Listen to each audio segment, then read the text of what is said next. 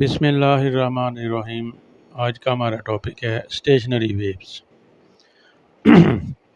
Stationery waves आमतौर पर एक स्लिंकी स्प्रिंग के ज़रिए क्रिएट की जाती हैं, या कोई भी रूप वगैरह या कोई स्ट्रिंग आप उसका एक एंड जो है आप उसको फिक्स कर दें और दूसरे एंड से आप उसको मूव करवाएं। इस तरह स्टेशनरी वेव्स जो हैं वो प्रोड्यूस होती हैं। स्टेशनरी वेव पे या स्प्रिंग के ऊपर जो स्टेशनरी वेव्स क्रिएट कर रहा है उस पे आपको दो डिफरेंट पॉइंट नज़र आएंगे। एक ये है ये बिल्कुल मोशनलेस है, ना ये ऊपर को जा रहा है और ना ये नीचे को जा रहा है, इस तरह जहाँ पे भी और इस तरह जहाँ पे भी। लेकिन दूसरा जो पॉइंट है ये वाला, ये जहाँ से ये ऊपर जा रहा है और जहाँ से ये नीचे जा रहा है। तो ये जो मोशनलेस पॉइंट है ये वाले इनको हम कहते हैं नोड। ये हमेशा मेन पोजीशन के ऊपर रहते हैं। और जो दूसरे पॉइंट हैं जो मैक्सिमम डिस्टेंस पे मूव करते हैं उनको हम कहते हैं एंटी नोड। तो एंटी नोड और ये वाला जो है वो नोड। जब हम देख रहे हैं कि ये हमारी एक हाफ वेवलेंथ है एक नोड से दूसरे नोड का डिस्टेंस, जहाँ से स्प्रिंग के तमाम जो पार्टिकल हैं वो ऊपर को मूव कर रहे हैं, लेकिन नेक्स्ट जो हाफ वेवलेंथ है उसमें पार्टिकल जो हैं वो नीचे को मूव कर रहे हैं। तो इस चीज़ को हम फेज़ डिफरेंस कहते हैं। अब ये देखें, ये नीचे को जा रहे हैं सारे ए वाले और ये बी वाले ऊपर जा रहे हैं।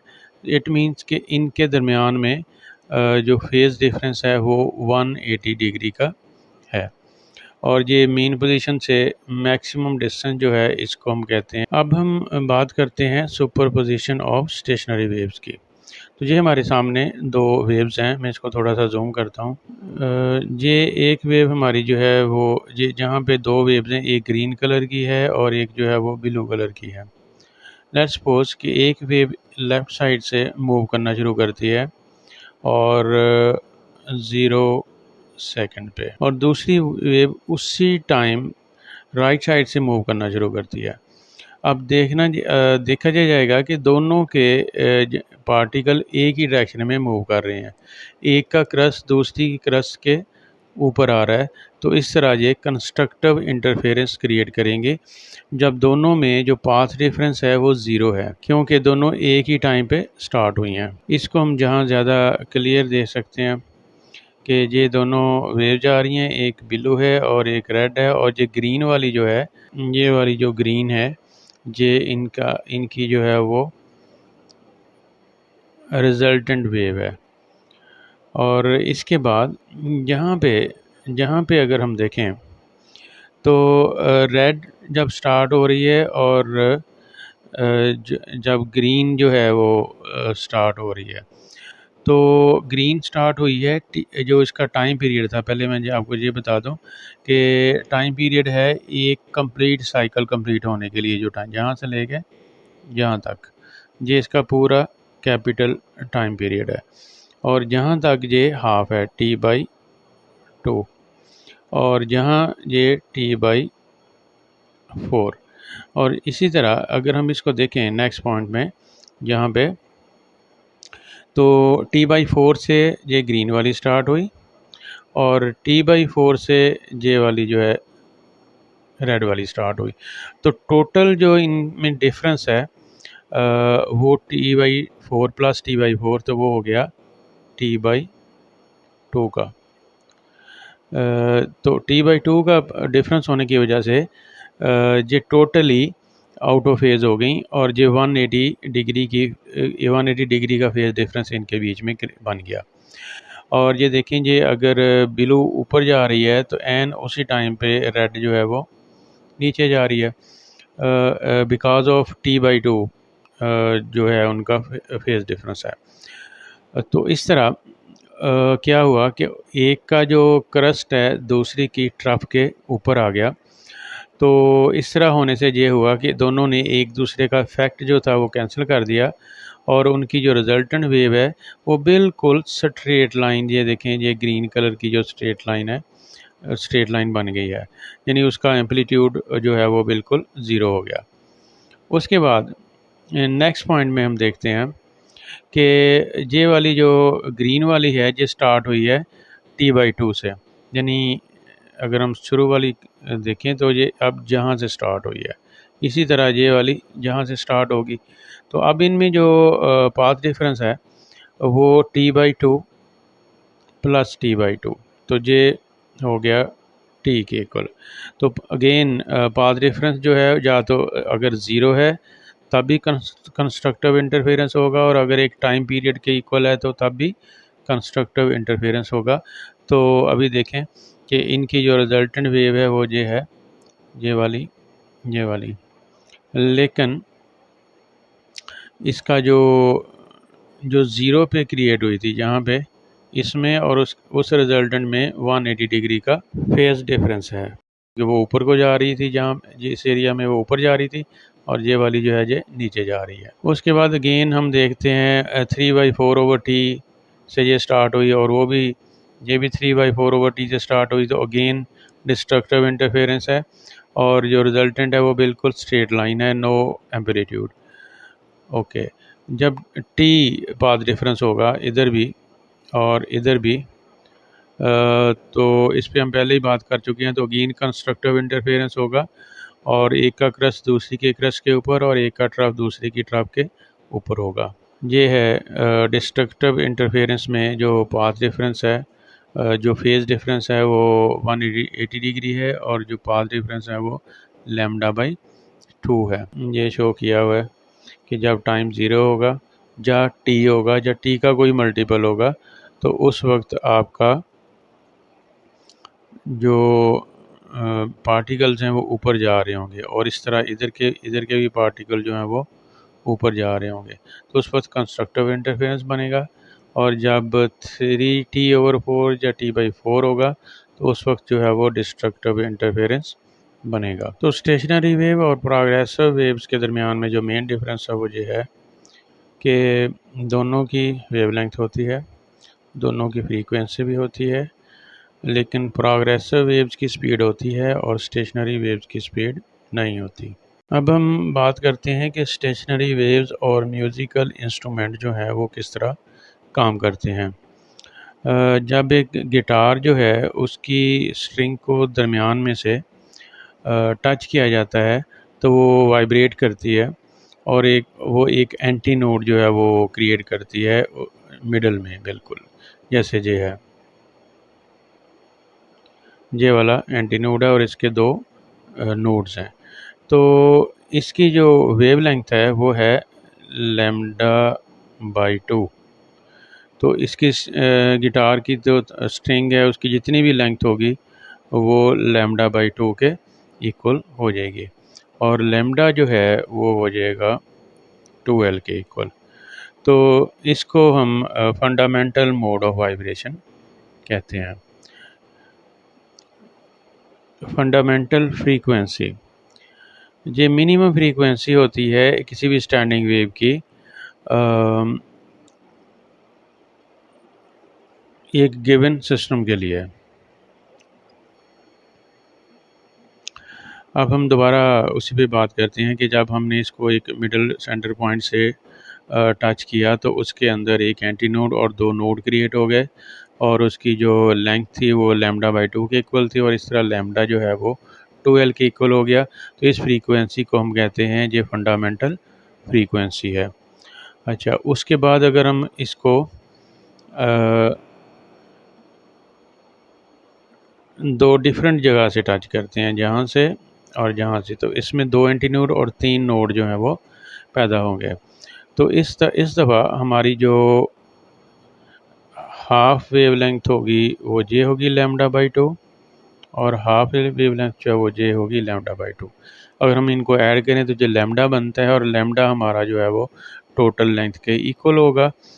और इस तरह अगर हम इसको थोड़ा सा एडजस्ट करें मैथमेटिकली, तो हम देखते हैं कि ये जो सेकंड हार्मोनिक फ्रीक्वेंसी है ये 2 × F0 जो है वो फंडामेंटल फ्रीक्वेंसी है, ये उसके इक्वल होगी। मैथमेटिकली हम इसको इस तरह प्रूव कर सकते हैं कि V = F λ, ये हमारा फार्मूला है। तो फंडामेंटल फ्रीक्वेंसी में लैम्डा जो था वो 2L के इक्वल था, और इसको हम F0 से शो करते हैं, और ये हमारा है V। तो F0 जो है वो V/2L के इक्वल हो गया। अच्छा, अगर हम सेकंड हार्मोनिक की बात करें तो उसमें जो हमारा लैम्डा है वो L के इक्वल है। तो इस तरह मैं इसको F2 लिख देता हूँ, तो ये V/L हो गया। अगर हम 2 से मल्टीप्लाई भी करें और 2 से डिवाइड भी करें तो ये चीज़ जो है वो हमारी F0 है। तो F2 जो है वो इक्वल है 2F0 के। इस तरह वो फार्मूला जो है ऊपर वाला, ये वाला जो फार्मूला है वो बना था 2 × F0। और इसी तरह थर्ड हार्मोनिक जो है वो 3F0 और फोर हार्मोनिक जो है वो 4F0। तो ये जितने भी सेकंड, थर्ड, फोर्थ हार्मोनिक होंगे वो फंडामेंटल फ्रीक्वेंसी का मल्टीपल होंगे। एक म्यूज़िकल इंस्ट्रूमेंट है ट्रोम्बोन। उसमें जो डिफरेंट नोट्स प्रोड्यूस होते हैं वो स्टेशनरी वेव्स की वजह से प्रोड्यूस होते हैं। स्टेशनरी वेव्स पे डिपेंड करते हैं। उसमें एक एयर कॉलम होता है जिसकी लेंथ जो है वो चेंज की जाती है, क्योंकि वो जो फिंगर्स को मूव करवाता है सुराखों के ऊपर से, तो बेसिकली वो एयर कॉलम की लेंथ को चेंज करवाता है। जब उसकी लेंथ चेंज होती है तो उसमें डिफरेंट नोट्स क्रिएट होते हैं, जिससे हमें जो है डिफरेंट काइंड ऑफ साउंड जो है वो सुनाई देती है। ये देखें, जैसे यहाँ पे है फंडामेंटल फ्रीक्वेंसी क्रिएट हुई, लेकिन जहाँ पे दो एंटी नोड हैं और दो नोड हैं, और जहाँ पे तीन एंटी नोड हैं और तीन नोड हैं। तो ये फर्स्ट फंडामेंटल हार्मोनिक है, सेकंड हार्मोनिक है, थर्ड हार्मोनिक है। तो ये उनकी वेव्स है कि फंडामेंटल में लैम्डा जो है वो 4L के इक्वल है। ये वाला जो एंड है ये ओपन है, और ये वेवलेंथ जो है वो बेसिकली λ/4 है। ये वाली जो है, तो अगर λ/4 उसकी लेंथ के इक्वल है तो डेफिनेटली फिर लैम्डा जो है वो 4L के इक्वल हुआ। और इस तरह ये जो है जहाँ से लेके जहाँ तक हाफ है, और फिर ये λ/4 है। इट मीन्स के ये बन गई है λ/2 प्लस λ/4। तो ये 3λ/4। तो ये हमारा जो है वो सेकंड हार्मोनिक है। और इसी तरह जो हमारा थर्ड हार्मोनिक है वो जहाँ तक तो कंप्लीट वेवलेंथ है, और फिर λ/4 उसमें और ऐड होगी, तो ये 4L/5 उसकी जो लेंथ है वो बन गई, और तो ये होगी 5F0। दोबारा से F0, 3F0 और 5F0। अब ये कैसे बनी, F0 5F0 कैसे बनी? ये वही फार्मूला है V=F लैम्डा। जब हम उसमें लगाएंगे तो हमें ये जिस तरह हमने पीछे अभी प्रूव किया था, तो ये first harmonic, second harmonic, third harmonic. Difference ये है कि जब हमने देखा कि जब हमारा जो एयर कॉलम है वो एक साइड से ओपन है, हमने देखा कि हमारा जो एयर कॉलम है वो एक साइड से ओपन है, तो उस वक्त हमारी जो फ्रीक्वेंसीज क्रिएट हुई वो और नंबर्स हैं। देखें, F0, 3F0 और 5F0। तो ये कैसे होता है कि वो होल्स के ऊपर उसने जो फिंगर्स रखी होती हैं उनको उठाता है 1 बाई 1। जिस तरह भी उसने वो टोन बनानी हो, तो उससे डिफरेंट नोड्स और एंटी नोड पैदा होते हैं, डिफरेंट फ्रीक्वेंसीज क्रिएट होती हैं, और हमें जो है वो उसकी डिफरेंट टोन सुनाई देती हैं। तो इसमें जो कंक्लूजन की बात थी वो ये थी कि अगर एयर पाइप का एक एंड जो है वो ओपन है तो हमें और नंबर ऑफ हार्मोनिक्स जो है वो मिलेंगे। Frequency of harmonic, frequency of harmonic जो है वो हमेशा फंडामेंटल फ्रीक्वेंसी का मल्टीपल होती है। ये हम पहले इस पे बात कर चुके हैं। जैसे ये F0, 2F0, 3F0। ये हमारे सामने एक पाइप है एयर का जो दोनों तरफ से ओपन है, जो दोनों तरफ से ओपन है। और इसमें जब हमने वेव्स क्रिएट की तो इसमें हमें एक नोड और दो एंटी नोड मिले, और जहाँ पे λ/4 और ये भी λ/4। तो दोनों मिला के लैम्डा बाई 2 हो गया। तो इसकी जो वेवलेंथ है वो 2L के इक्वल हो गई। और अगर हम देखें एक साइड से जो क्लोज पाइप था तो उसकी जो फंडामेंटल फ्रीक्वेंसी थी वो थी V/4L, लेकिन इसकी जो फंडामेंटल फ्रीक्वेंसी बनेगी वो बनेगी V/2L, जो दोनों साइड से ओपन है। इट मीन्स कि जो ओपन एंड वाला पाइप है उसकी जो फंडामेंटल फ्रीक्वेंसी है वो डबल है एज कम्पेयर टू जो पाइप एक तरफ से क्लोज था। इसी तरह ओपन एंडेड जो पाइप है उसकी जो सेकंड हार्मोनिक है उसका जो लैम्डा है ये हो गया lambda by 4, lambda by 2, lambda by 4।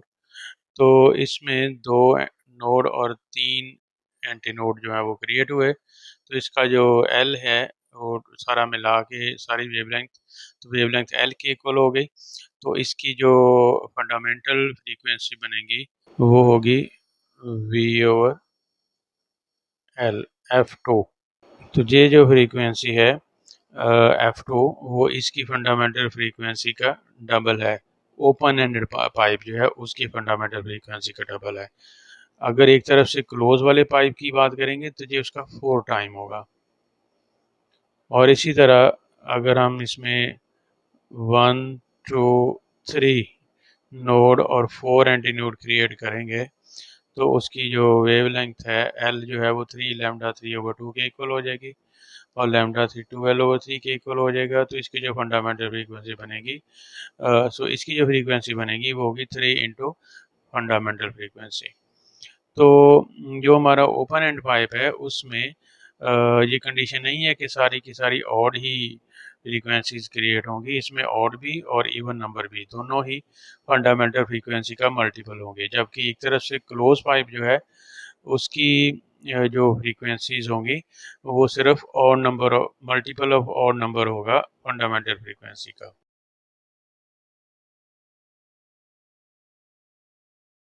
अगर हम एयर की स्पीड जो है वो कैलकुलेट करना चाहें तो इसके लिए एक पाइप जो कि एक तरफ से बंद है और एक तरफ से ओपन है, इसके ज़रिए हम एयर की स्पीड कैसे कैलकुलेट कर सकते हैं। तो हमारे पास एक रेजोनेंस ट्यूब है जैसा कि ये डायग्राम में दिखाई गई है।